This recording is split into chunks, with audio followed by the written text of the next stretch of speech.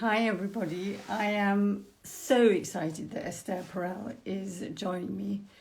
She really is the most amazing woman. And we met at an event, and I went and talked to her. And because she's so generous and so open, we got talking, and then she asked me to her conference, and then we talked some more and met some more. And now we talk. I've met her son, and so it feels like an incredible thing, but it comes from her because she's so open. She likes adventure, and here she is.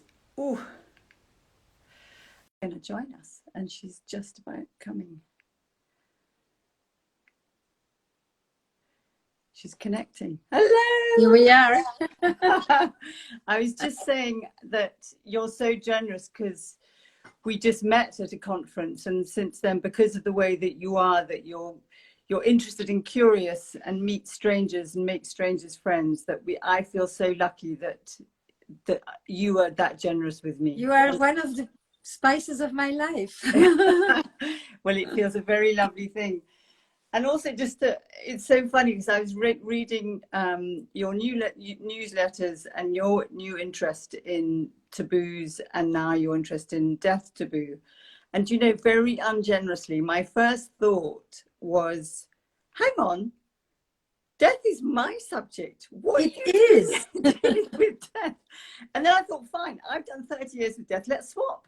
But actually, I'm wondering what got you interested in, because you've spent years talking about the taboos around sex and talking about having conversations that people never have that are very necessary conversations. And now, what is it that's led you to want to talk about death? You know, I think that your sentence about curiosity, it's probably one of the words that accompany my name. And Yes. therapist, I would say that psychotherapy is a practice of curiosity. And I'm always interested to see, where does our curiosity stop? Yeah. What are the questions we do not ask? What are the cultural impediments that compound the silence around certain topics? And I can walk myself backwards. So it starts with recently, during the lockdown, thinking much more about mortality, thinking about death, thinking about what could happen to me, thinking about my work with Sierra Campbell as a family, where she basically said, have you ever talked with your children? Have you ever talked with your partner? Not about resuscitation and respirators, but just really, you know, what would be the best scenario for dying? What would be the worst scenario for dying? And have you organized things, and not just the material legacy, but also The ethical. Your ethical will. what you leave behind, what you want to be remembered as, that kind of thing. So I went from there. I started to do my own homework personally. And then from there, I do that. That's where you go, isn't it? A question comes, you know, it's limiting your life, and you want to open a door into something. Yes. My first curiosity is, how come I've never really thought about this myself? You know, it's like it starts with me. Then I'm thinking, you know, I was at this conference last year organized by Endwell, which is a group of designers, palliative doctors, hospice care, nurses, medicine people that are all trying to think about medicine, not just as organized around disease, but around people. You go to medical conferences and they never talk about people. And I thought, that is an amazing sentence that I came back with. And the second one was, you know, talking, the way you die says a lot about the way you live. And I just, that changed everything around for me. And then I began to think, where do my taboos come from? Where did I learn to be terrified of death, to not talk about it much? Not that I didn't know what to say to people when they lose people, but the thought of talking to healthy people about their dying, you know, and especially or talk to your partner, talk to your children, people that love you, think about your own death. All of that. So I began to gather all of this. And then I thought, you know, there are three areas. When I went to Endwell, I had the experience at a conference, like the first time I went to a sex therapy conference. Really? Oh, people actually talk about this topic normally. Like, and they don't die. They talk And about then they it and die, they you say never they know what remain will happen. alive. Nothing actually happens. And they don't look like they're wearing ghost masks, and they're like normal people. They're like normal people, and talking about this will make them die them sooner. Exactly. You know, because that's the other Hasten their super, death.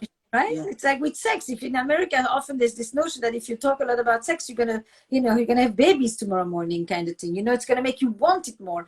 Same as if you talk about that, you're gonna bring it closer to you. And it was like, no, not exactly. It's So, magical thinking, isn't it, that?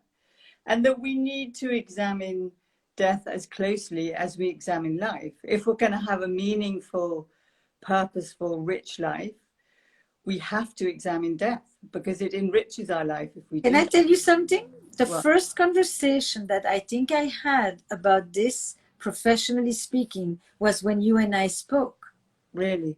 Yes, grief work. I thought, what a clever title, you know, because you didn't use the word death. Of course, that was that says everything, right? You made it accessible to me, but that's exactly what you probably needed to do. I'm not alone in kind of shying away, and then we had this whole conversation about, you know, for sessions and for my training platform, and I thought, this is so interesting. And then you gave very specific things about what to do when you deal with a grieving person. And we have these little videos on YouTube we can send people to watch as well. And I thought, wow, I'm getting comfortable about this thing. It's like, you know, I know what to say. Your way into it.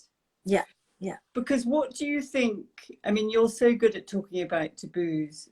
And when we talk, we bury talking about death, and then we are ignorant, and then potentially there are all sorts of things that happen near our death that we wouldn't have chosen if we'd had the opportunity to talk to our families, and there are many regrets. But what do you think is beneath the taboos? Is it fear? Is it loss of control? So I actually think that the taboo of death is probably more recent, because we have exiled death from life. We've hidden it. We've hidden it. I am upstate in New York, and the cemetery is in the middle of town.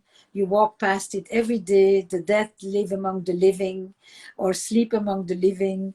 And I'm thinking, wow, you know, they're not an hour and a half of a drive into some cemetery far away, tucked, you know. I think that death used to be much more part because of child mortality. It happened in your front room. People came and saw a body in the coffin. People wore black. They had the markers of death. They put a black ribbon on the door. We had all the rituals. But I remember that as a child. When did that stop? The black. When did that stop? About 25 years ago. And Why? in the last 10 years, people wear your football strip or the person's favorite color. Or, I mean, some older generations still wear black, but they don't wear black except on the day of the funeral. So I think that part of the taboo at this moment around death is that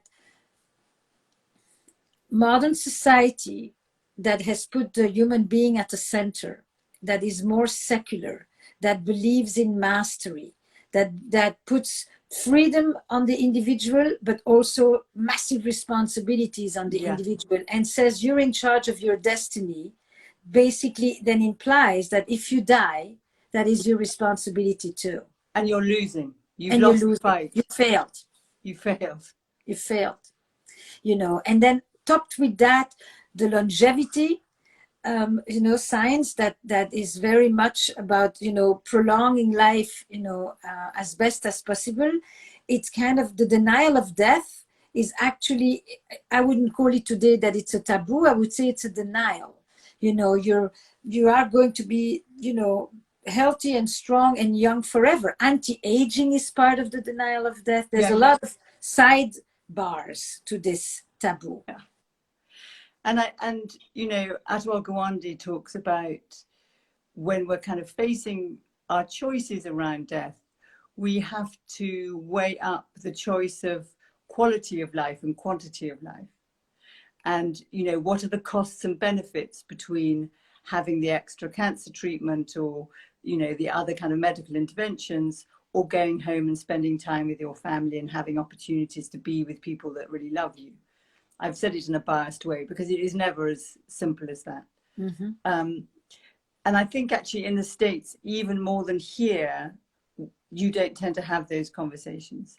Here, only 70% of people have ever talked about their dying with their family. I mean, 70% haven't talked about death with their family. And I think in the States, it's about 85% have. Wow. Wow.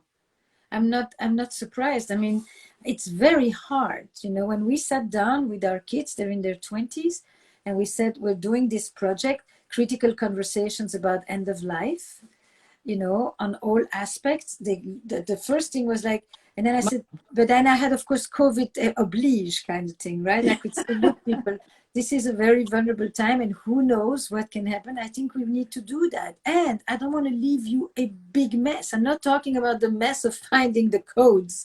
I'm talking about the big mess, you know, at a time when I cannot make the decisions. And I was very thankful that someone is taking me through this process. I have met a few people. I think my life and the themes of my life are often organized around meeting people who become teachers. You were the first. Sweet. B.J. Miller, you know, his TED Talk, we were there at the same time. Sarah Campbell, Frank Ostasetsky. Oh, yeah. We were in Costa Rica together teaching this last winter and listening to him. And I just, it's like I know people sometimes sit at the table and watch me talk about sexuality, and it's like so normal, and they look at me and say, "Oh, that's actually possible," and they're not. And I was having a similar experience vis-a-vis the subject of death, and then I began to bring it into my work more. And that's how I mean, that is in families and in life how we learn, isn't it? By role modeling. So when you're with a family in a family that's grieving, the adults in the family or the leaders in the family role model how to grieve. Do we talk about the person that's died, or do we pretend nothing's happened, and everything in between? And the same with us therapists. I think often our clients come to teach us, you know, what we need to learn. But also we learn by observing others, but often we don't want to learn. So we kind of turn away. And I think there is now much more open conversation. So I'm part of a festival in 10 days time, which is an online festival, which has already had 7,000, called the Good Grief Festival. And it has 7,000 people have signed up for it. And there are plays, there are conversations, there's young people, there's the Dead Dad Club, there's the, you know, young people are there's something here called the Grief Network, and also death cafes, which I don't think you have in the States. No, but we have Michael Hebb, who created Death Over Dinner. Did he? So what was that? It's an incredible thing. Basically, it was also started with people who were grieving and bereavement, who didn't know who to talk to. And they started to create dinners to talk about their experiences with death. And I had a dinner like that, by the way, 2 days before lockdown. No. In LA.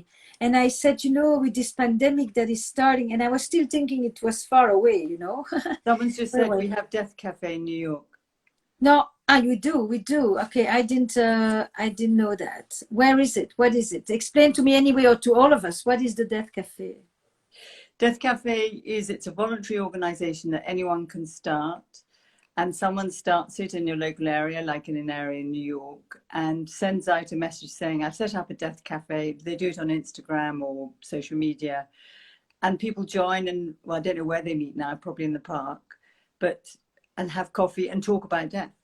So, I mean, one of the things people often talk to me about is the language of death, you know, the soft language of loss, passed away, gone to a better place. So people, you know, rather than died, which is the reality, but somehow if you make it softer, then you're protecting yourself and protecting everybody else. Well, actually, you're confusing everyone, particularly children. If you talk about lost with children, they think they can find them again. They lose things every day. So someone said Death Cafes on Meetup. Oh, okay. That's great. It's a great resource. But people have, a bit like your dinner, death cafes are exactly the same. You have the conversations about what do you believe when you die, what do you believe that in heaven? What are you frightened of? What kind of funeral do you want? are you having an end of life care plan, all the different things, and everyone, just strangers, sit down and talk together, but become very close. I can tell you that that dinner where we simply asked, what have been some of your experiences with death? 20 people had 20 completely different stories. It was so gripping, so moving, and not morbid at all. Actually, it wasn't scary. It wasn't morbid. That's, I think, the fear that I often have. I think when you talk about death, you talk about love. You talk about the person you cared about. You talk about hope. You talk about near misses. You talk about people who chose, who preferred the ecstasy of death than the grim reality of life. You talk about so many things, actually. It's a portal topic to talking about so many other things, such as sexuality is, for that matter. It's exactly the same. And what do you think are the links between sex and death? Freud talked about Eros and Thanatos. Well, Eros is the life force that allows you to tolerate or to live with the awareness of Thanatos. We're gonna die, but we still have to have a way of waking up every morning and looking, what allows you to, what is the force that defies death? The life force that says, despite knowing that the inevitable is there, I will build a whole life, knowing that at any moment, everything could go. And that is Eros. Eros has a force of aliveness, of vitality, of vibrancy. And that's you. You're like that. Yes, but you see, because it was so much what I was interested in is how do people maintain aliveness inside themselves, in relationships. I think on some level, I was so interested in the defiance of death that I, in a way, began also in some way to not deny death, but I didn't deal with death. I made a point of it. To do with your parents, no? Their history? Completely. I think I grew up with death as the stitches of the fabric of my life, massive amounts of death. Both parents, sole survivors of the concentration camps after World War II. And, they had a way of playing cards, picking their teeth, and talking with friends and saying, what happened to this one? This one was gas, this one, that. I mean, it was just an unbelievable thing. There was like no child development in my house. They just talked. And at the same time, theirs or even mine, if I was sad, if I was a moment like this, my parents would say, what's up? Like, if you were not up, puppy, awake, alive, it's as if it was the shadow of death or mortality or deadness or giving up or resignation, all these words that have to do with deadness, fighting for life. Yeah. So I kind of was, the pressure on my side was to always be happy, alive. And was there a kind of unspoken pressure as well that you had to be kind of happy because you were alive and you had this life that so many of the people in the camp were denied by dying? Yes. So you should be grateful because you've got a roof over your head, you've got parents, you've got no life threat. No, they're different messages. I think all of these messages exist in families that have experienced massive loss and psychosocial trauma. I think, by the way, that I happen to experience it within a Jewish Holocaust context, but I really invite everyone to translate this. This is not unique. And they were, in my house, yes, because my parents were like, we made it and we're going to live life at its fullest. Their survival guilt was not about why me, I shouldn't be too happy. Theirs was like, life is precious every moment. But as a result, there was a kind of a denial of not sadness, but there was rituals, religious holidays that were assigned for mourning, for sadness, for remembering. They put them in a safe box, like in a therapy, we put them in a safe container, between sessions. Yes, and in religion, you put them in a particular calendar. Certain holidays came with certain prayers, came with certain rituals, and therefore certain permissions. The rest of the time, you were beating back at life, you beat back death. Yeah. Yes, you beat back death, and you to emphasize the aliveness. It wasn't like you should be you should be thankful. It was more, you are a symbol of revival. You, the birth of this child, many of us, we were symbols of revival. And therefore, and a bit of a fuck you, no? Huh? And a bit of a fuck you to, like, we survived and we had a child and we thrived. And we will continue, we will go on, and these children are the proof of it. And therefore we were like, we had like a symbolic meaning. We were not just children. We were the defeat of the Germans, you know. It's a lot of weight. I mean, a lot of weight. When you're young, it's a lot of weight. You have to be so special. You have to make your life so worthy, so important. You know, you're not there to just be mediocre kind of thing, right? But that's one scenario. That would happen to be been a big motivation for you to do the work that you do, no? And the way that you do it, and that is that was, yes. But I think what allowed me to do the work better is to actually give myself the permission sometimes not to be also happy and peppy, yes, to be of sad, course. to be, you know, that's the part that was denied, because all those parts, not allowed. Yeah. Because here's the underlying belief. What made that like that? And that I didn't understand till I was older. The concept was the vulnerable die. The weak die. The weak die, and the weak are the vulnerable. Vulnerability was weak. The vulnerable die. The strong are the ones who survived. So vulnerability, which in sort of Brené Brown terms is what everybody wants for authenticity. In your parents' terms, vulnerability was a way of giving up. It was weakness. It was you're going to die. Yeah, not good at surviving. Have to be. I mean, is the opposite of vulnerability strong, or is it? Yes, strong. Surviving, skillful, knowing what to do in order to stay alive.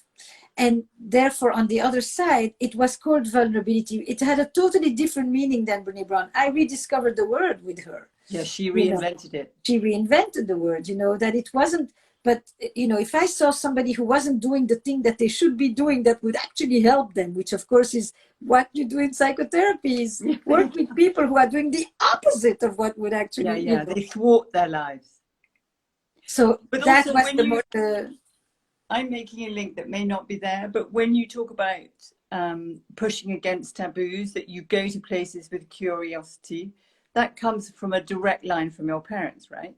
So that comes with not only surviving, but stretching, extending, you know, going further, going to new places, psychologically, emotionally, geographically, because that is really kind of expanding your life. You're not vulnerable if you're doing that. You're not weak. That's correct. That's correct. You're curious, you're in exploratory mode, you're expansive, you're stretching, you're going beyond your comfort zone, and you're not accepting as a given the truths that circulate around you. You don't just believe. You always question, don't you? Yes. You question, you say, yeah, that's how people say it, but that doesn't mean it's true. So what else is there? You know, what would happen if you always hold both, you hold two sides, don't you? Did you get that from them? I got from them a very strong anchor. So you know who you are, you never forget who you are. And then from that place, you go and you meet everybody else. And you change through that. I mean, I've been changed by you, definitely. Influenced by you. Definitely. In what way? In what way? I think I'm much more limited in how I kind of see the work that I do. And I think you've inspired me to reach out, to go further, to travel more, not just to keep it in my office, to find a way of connecting with more strangers, which I didn't do at all before I met you. And I saw you and I saw the way you did it with such authenticity. That's such an overused word now. And that really inspired me, I think it's the thing at this moment that I miss the most in life, you know, is that our relationship to space has changed, and we avoid the stranger. We avoid happenstance, chance encounters, you know, that dimension of life. I am famished for it. We're hungry, aren't we? We're You sort know. of living in a bodiless, disconnected dystopia, where I think the two chilliest words in our lexicon right now are social distancing, apart from COVID-19.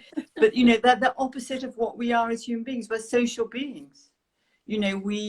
And when things go wrong, we need people more than ever. When we're grieving, we need people more than ever. We need But I hugs. do think that some of us, and I have connected more than we had in a long time, but it's disembodied. We are touch famished, I would say, at this Yes. moment.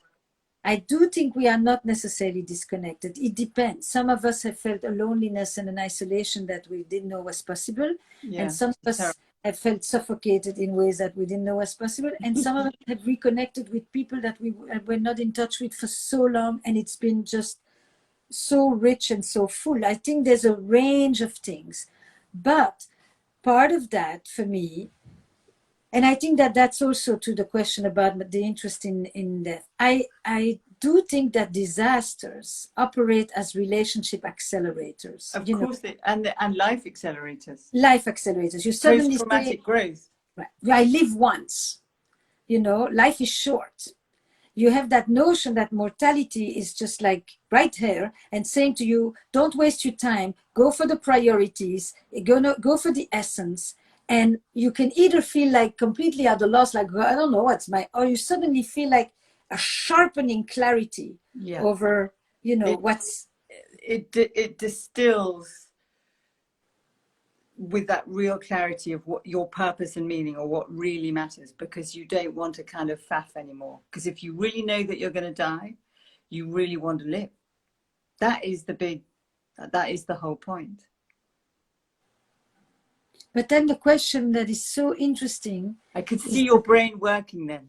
Yes, because because the thing that fascinates me, yes, so that is the erotic definition, right? Yeah. But on the other side, there are people who make decisions. I want to do this treatment. I do not want to finish in that diminished state. I will go for the quality, as you talk about.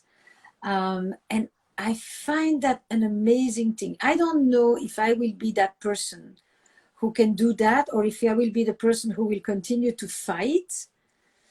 That's another thing I read that I think you wrote that. You said that we use this whole army language when it comes to death. Yeah, we armor the good fight. And put on a good fight, and that's so interesting. I never. It was so obvious when you said it. It's like, and I worry and winning that and losing. Yeah, like I would, I'll beat that thing. If I ever, I'll beat that. And I don't know how much one has been indoctrinated with this. I mean, these are cultural ideas. Totally. Which are new again. The Victorians, death was very much part of the conversation, like you say. And I think some of the people on the chat, which I haven't really been able to follow, but have talked about religion and spirituality, and, not having the institution of religion in the way that when you talk about the institution of marriage for sex, not having the norms of what you believe and the safe places that you're going to go to when you die, does, I think, increase our fear. I heard a lovely comment. So one of the things that I always say is that the person has died and the future that you expected has been interrupted, but of course the love never dies. The love continues because you go on loving the person and as you remember them. And somebody said to me, heaven is where your memory is. That's beautiful. Isn't that nice? It's beautiful. And then I say sometimes to people, the impermanence of life on earth is matched by the eternity of how long the other person will continue to live inside of you. That's a beautiful, God, that makes me cry. I haven't heard anyone say that. And then I do a lot of things when I start to think, it's interesting how it looks like a subject is new to me, but then I begin to think, but I've done this. You've done a lot before. Yeah. Because as I work as a psychodramatist, I can't tell you how many conversations I stage in my office between people and the dead person that they're talking to with an empty chair. how course, many the dead felt. people are, you know, all of that. And I used to think, I remember people say, you know, if you talk to dead people, you're psychotic. No, if you talk to, you know, so it's when you ask, you know, challenging, you know, defying the received notions, trying out other things. I remember, you know, staging a person entering their casket in a family therapy session. Did you? Yes. Wow. You know, to say to the family, you know, it's not will he die, he's destroying himself and he probably will die, and I want to give you a sense of what I want to give you a sense of what your family life will look like after you go. Whoa. When I think of it now, I'm thinking, well, Yeah. how the hell did I, That's amazing. you know, in the midst of my, you some goosebumps. You know, because I thought it's an enactment. It's death is a performance on some level, and it is an enactment.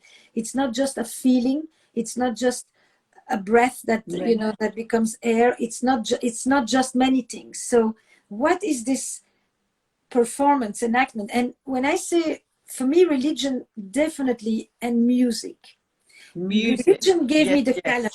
Music, liturgical music. I have a love of liturgical music, many different kinds, not just Jewish liturgical music, missas, you know, requiems, the music that just kind because of it stops you thinking music. It takes you, it ignites your imagination. It takes you to it lifts you to places. It connects you to the dead. Yes. It takes you outside of yourself and brings you literally to the heavens where memory resides. It's really that experience. And I tell people two things. One is to record the funeral, because you won't remember it and you'll want to hear it. And the music. Did you say that before COVID too? Before Zoom? Yes. I've said it for years. Record it, audio or video. And the other thing is to create playlists of memories. So happy playlists in relation to the person that's dead, sad playlists, cross playlists, all your different moods, create playlists, and then go running in the park or marching or walking, so that the two together are an amazing expression, you know, release. I think we should tell people, because I remember we did a Q&A together on my platform. Yeah, we did. And you had the most incredible range of things that people can do, that you gave in answer to the specific questions. And I can't remember them by heart, but you know, you are a fountain of things like that help, that are time tested, you know, for you. Because indeed, you've really worked in this area for 30 years, and I'm the tourist coming by, coming through. No, you're a deep thinker. I don't think anyone's an expert, really. I mean, I've had lots of stories told to me, like you've had lots of stories told to you. And I was thinking, with you, and in a family with you and your husband, do you see it the same way? Because he has a different history to you. Because I'm imagining that when you saw Sarah Campbell and you were talking to your kids. By the way, a top tip for people, for goodness sake, write down your passwords. Put your password somewhere for people to know. I sent mine to my children. They're like, Mom, for God's sake. Sorry, that just came in. But I learned that too. I learned that from Sierra, right during the COVID time as well. No, here's the joke. We had very different things. I got gripped for a moment with real fear. And I know that I have do you think that was transgenerational trauma? Totally intergenerational trauma. I've had it. I dissociate. I go in this massive survival mode. I'm like this, fight or flight, frozen. You know, and we were doing some construction, and I said to my husband, we should stop. We should not do it. Why are we doing this right now? We're not even. And he was like, no, of course we continue, because that means we're going to be around. It's a hope. It's a sign. It's a, you know, it maintains us in touch with life. Gives you a candle, a light to look towards. I thanked him, but it was not in me for a moment. Then one day he came and he said, I told the workers that they should dig a hole in the garden. I said, what for? He said, so that when I die, you can just drop me right there, you know, because you think I'm going to die every day, you know. And of course, and you have to laugh with death, don't you? I mean, black humor is an amazing thing. Nothing like it. There's nothing like it. I can't laugh, but I can go into black humor. Yeah. I have to go over the edge to be able to have the distance between this thing that on some level is etched in my skin. It's really visceral and cellular. In your DNA. Yeah, this is a really intergenerational transmission. But when he made the joke, I could laugh and I thought, it's so good. I have a person like that.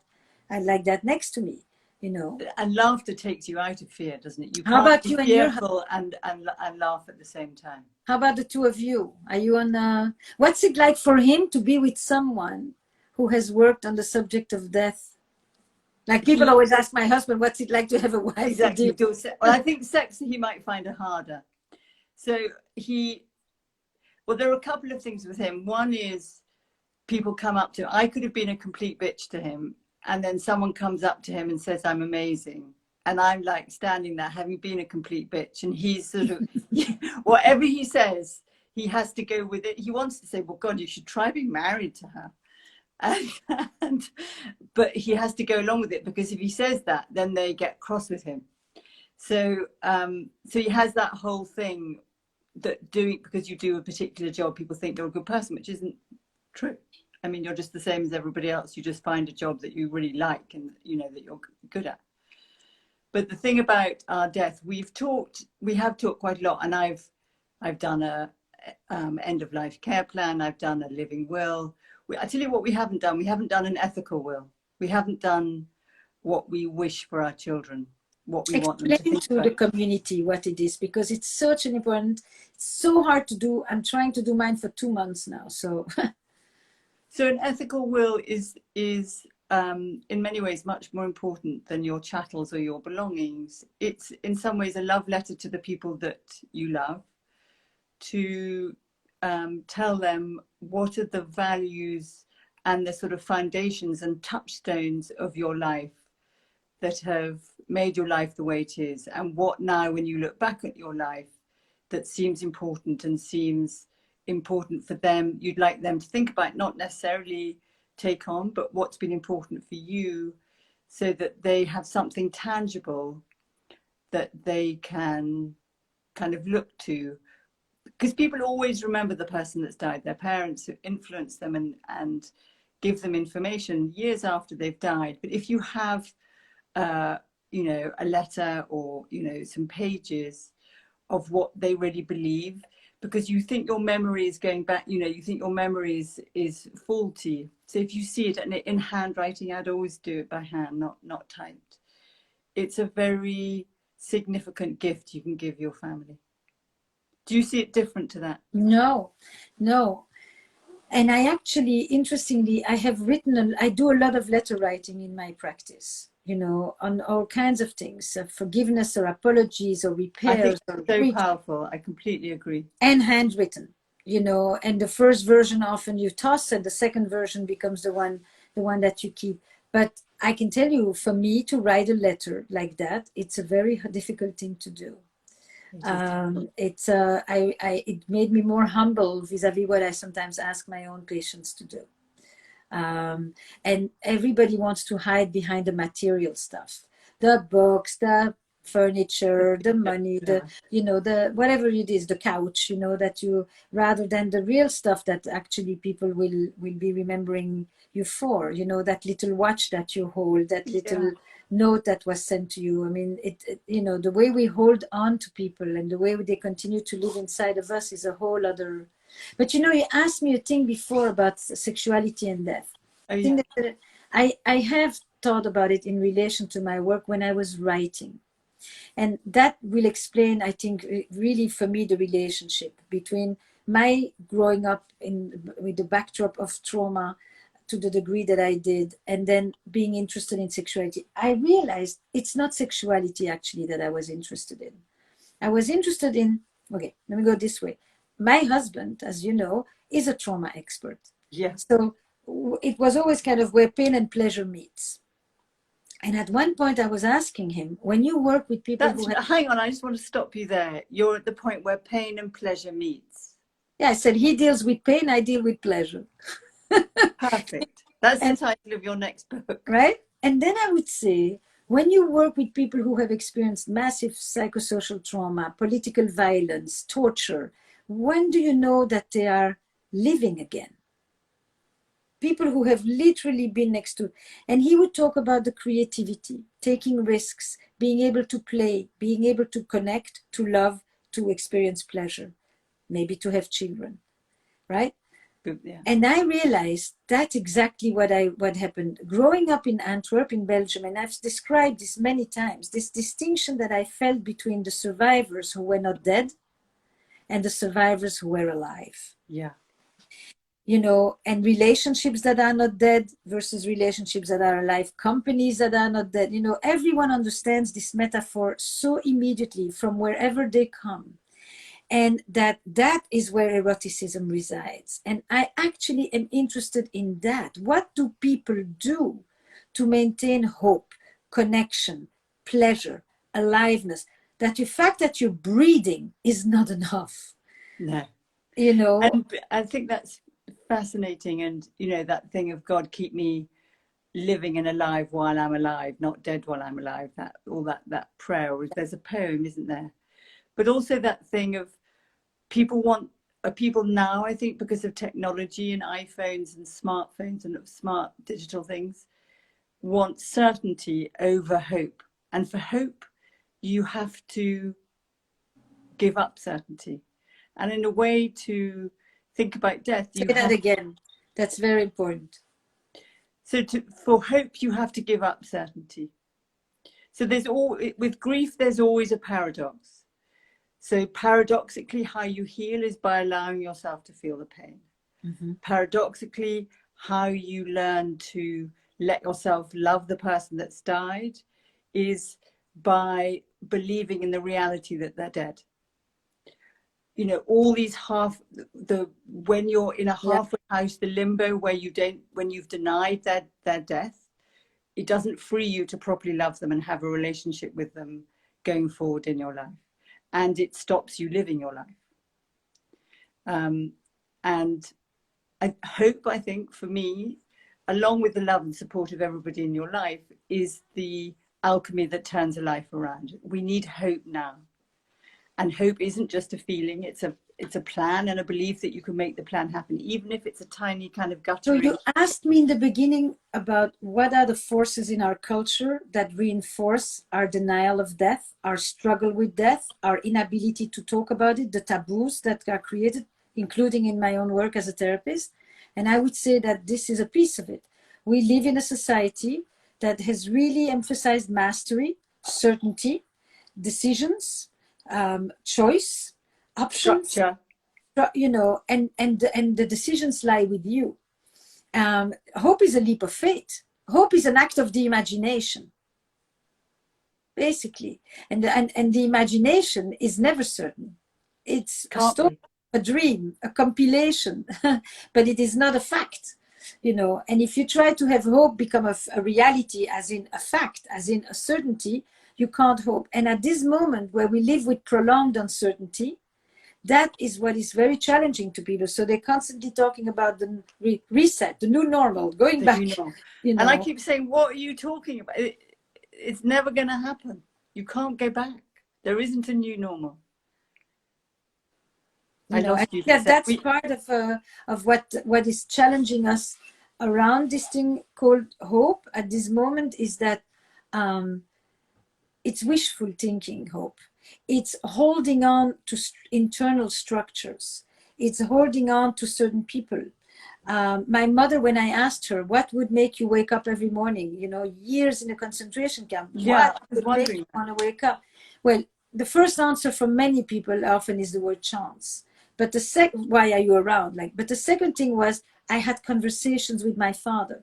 My father would say, you will be the one, you will tell the story, you will carry the name. You know, she had all these premonitions, all these superstitions. She was filled with imagination. And that's like Irvin Yalom with his wife, wasn't it? It's the same. Yes. And it kind of, you basically, look, freedom under confinement is through your imagination. Yes, it is. You have to ignite your imagination. So we need to draw to a close. If you had one hope, maybe for yourself, and maybe another hope for your community, what would they both be? Two separate hopes. The hope for myself at this moment, or community actually, is really that I think that there is a moment to really grasp heft, depth, complexity. I love that word, heft.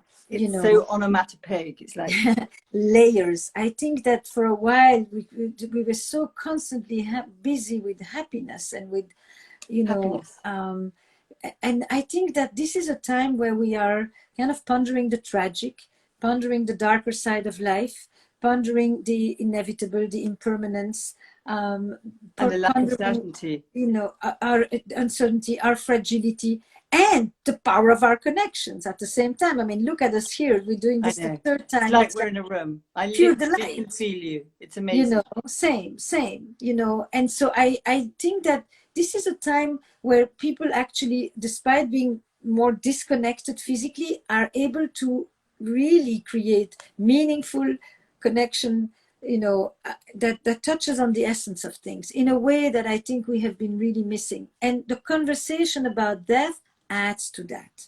Yeah. Because it's a conversation about the layers of life. I mean, you know, we were talking. What's your hope is that we pay attention, that we... It's more than pay attention. Look, personally, my work is about helping people to have the conversations that they would otherwise not have. Yeah. Doing one with you so that people can leave here and go and talk with somebody else about this that they've meant to but haven't done in a long time. My whole annual conference, Forbidden Conversation, death, sex, money. I mean, what else is there? Right? I'm going to cover that. But it's more than just bringing it up. It's really letting it sink in as well. That's what you mean by the heft. Like, take it in. Don't just not the shallow happiness top thing, the sort of have a nice day. This is something that is visceral, that goes into you, to let it change you, let it adapt you, let it affect you. Yes, that's and as you take, you know, like when you take a deep breath and you expand and you open and you let it really, and you release. Yeah, that's the image that I have at this moment around these conversations. It's not just, oh, we had a little chat, you know. It basically is increasing your awareness. But when you increase your awareness of death, you, as you said.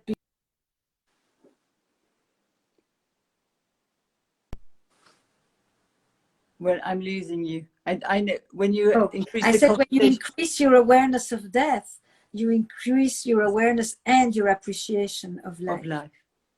That is a lovely place to end there. I want to give you a huge hug, Esther. You are an amazing woman. You do amazing work. And I feel so touched with it that you've come on my live Insta. And look, here's what I want for people. You asked me what I want for people to have meetings like the ones we have. You go, you give a talk, people meet you afterwards, you happen to sit next to them, you start to talk, and then you spend an hour talking to them because the rest of the dinner is no longer important, and then you make sure to stay in touch with them. You just need to make sure to stay in touch. That's the act of agency. You don't ask two questions. Did she like me? Is she interested? She must have a full life. I have a full life. You're saying jump. Go for it. That's it. And I hope people can still have those. Step out of your comfort zone. Voila. That's my wish. That's a very good one. Ciao, ciao. Ciao, ciao. Bye.